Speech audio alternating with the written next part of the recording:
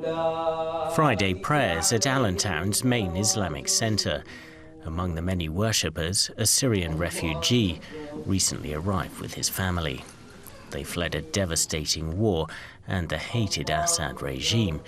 He didn't want to show his face on camera. It was truly miserable. They were bombing us and we had to run away.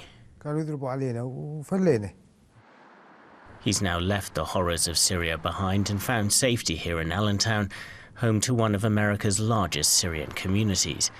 But that community has fears of its own. Allentown Syrians are overwhelmingly Christian. Many worship here at St. George's Orthodox Church. The people here strongly support the Assad regime, which they believe has protected Syria's Christians. They live in daily fear Assad will be ousted. I mean, if he goes, most of the minorities, like Christians, will be wiped out completely. The Alawites will be wiped out. The Druze will be wiped out. The Kurds will be wiped out. The refugee crisis is another source of anxiety. The congregation is raising funds to help, but there are fears that Assad's opponents could use the refugee program to come here and take revenge on their community. God protect us all. That's what we can say. Our lives are in God's hands, and we hope that they all have good intentions. Some are outspoken in their doubts about that, like Aziz Weshbi. He's a vocal Assad supporter who owns a local car dealership. Were they jihadists?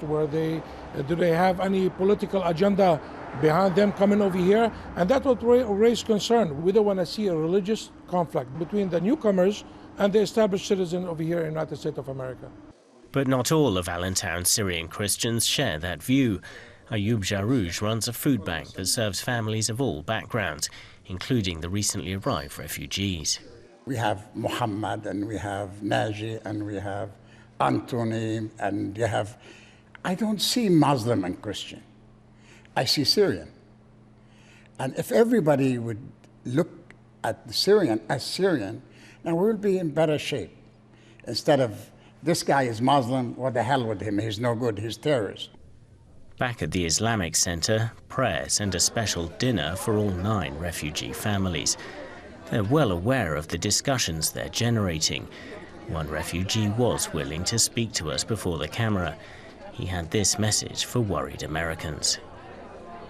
I would ask them not to be afraid of refugees because the refugees are the ones who are afraid. We came here with our children and families to escape the bombing and the war, so we'd never do anything to harm this country. Those children barely understand what they've just been through, let alone the controversy about their arrival. For now, they just seem happy to make Allentown their home.